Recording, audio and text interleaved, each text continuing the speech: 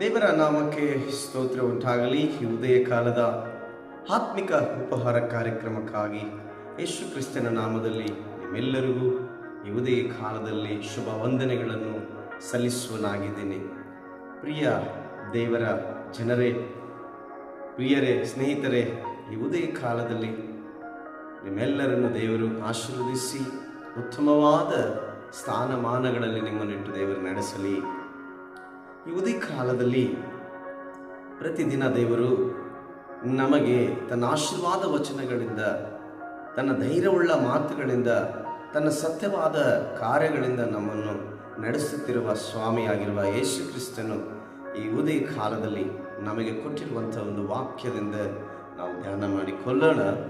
ಈ ದಿನ ಸತ್ಯವೇದದಲ್ಲಿರುವಂಥ 103ನೇ ಕೀರ್ತನೆ 11ನೇ ವಚನದಲ್ಲಿ ವಚನ ಹೀಗೆ ಇದೆ: ದೇವರ ಭಕ್ತನು ದೇವರ ಆಶೀರ್ವಾದ, ದೇವರ ಒಂದು ಕೃಪೆಯ ಕುರಿತಾಗಿ ಆತನು ಮಾತನಾಡ್ತಾ ಇದ್ದಾನೆ. ಆ ಕೃಪೆ ಹೇಗೆ ಇರುತ್ತದೆ ಎಂಬುದಾಗಿ ಆತನು ಮಾತನಾಡುವಂಥದ್ದನ್ನು ನಾವು ನೋಡ್ತಾ ಇದ್ದೀವಿ.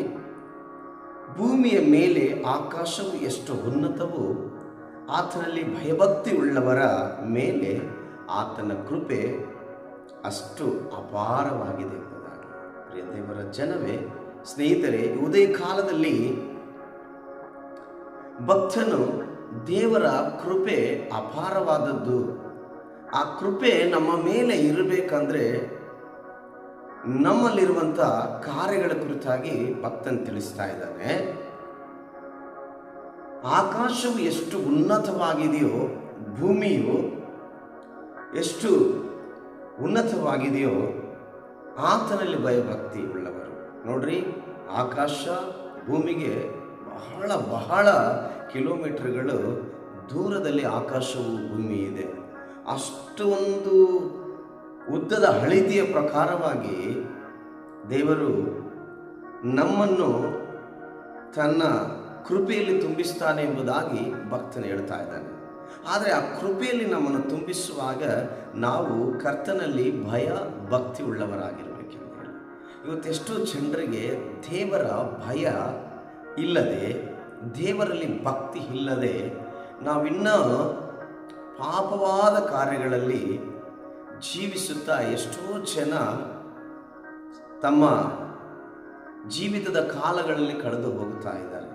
ಆ ಕಾರಣದಿಂದ ದೇವರ ಜನರೇ, ಇವತ್ತು ದೇವರು ಈ ವಚನದ ಮುಖಾಂತರವಾಗಿ ಯಾರಿಗೆಲ್ಲ ದೇವರ ಭಯ ಭಕ್ತಿ ಇರ್ತದೋ, ಭೂಮಿ ಆಕಾಶವು ಎಷ್ಟು ಉನ್ನತವಾಗಿದೆಯೋ ದೇವರಲ್ಲಿ ಭಯಭಕ್ತಿ ಉಳ್ಳವರ ಮೇಲೆ ಆತನ ಕೃಪೆ ಅಷ್ಟೇ ಅಪಾರವಾಗಿರುತ್ತದೆ ಎಂಬುದಾಗಿ. ದೇವರ ಕೃಪೆ ಅಂದರೆ ಆಶೀರ್ವಾದ, ಸಮಾಧಾನ, ಸಂತೋಷ, ಕರುಣೆ, ದಯೆ, ಅಭಿವೃದ್ಧಿ, ನೆಮ್ಮದಿ,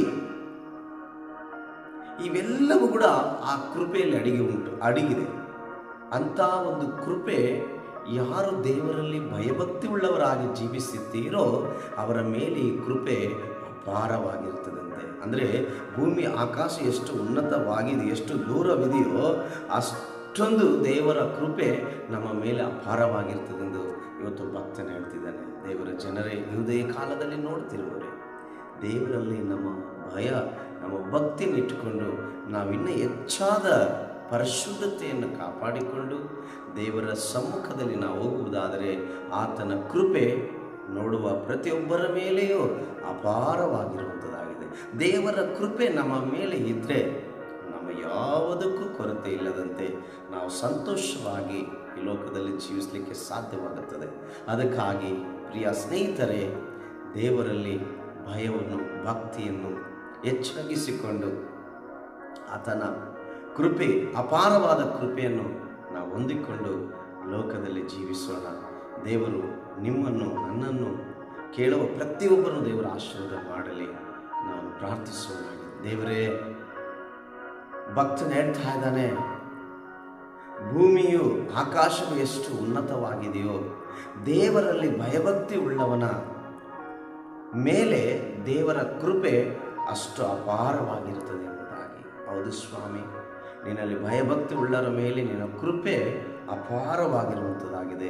ಆ ಕೃಪೆಯನ್ನು ದೇವರೇ ಯಾರೆಲ್ಲ ನೋಡಿ ದೇವರನ್ನಲ್ಲಿ ಕಡೆ ನಾವು ಭಯಭಕ್ತಿ ಉಳ್ಳವರಾಗಿ ಜೀವಿಸಬೇಕೆಂದೇಳಿ ಜೀವಿಸ್ತಾ ಇದ್ದಾರೋ, ನೋಡುವ ಪ್ರತಿಯೊಬ್ಬರಿಗೂ, ಆ ರೀತಿಯಲ್ಲಿ ಜೀವಿಸುವ ಪ್ರತಿಯೊಬ್ಬರಿಗೂ ನಿನ್ನ ಅಪಾರವಾದ ಕೃಪೆಯನ್ನು ತುಂಬಿಸಿ ನಿನ್ನ ನಾಮ ಮಹಿಮೆ ಪಡಿಸಿಕೊಂಡು ನೀನೇ ಮಹಿಮೆ ಹೊಂದು ಘನವು ಮಾನವು ಮಹಿಮೆ ನಿನಗೆ ಸಲ್ಲಿಸುವನಾಗಿದ್ದೇನೆ. ಯೇಸುವಿನ ನಾಮದಲ್ಲಿ ತಂದೆಯೇ, ಆಮೆನ್.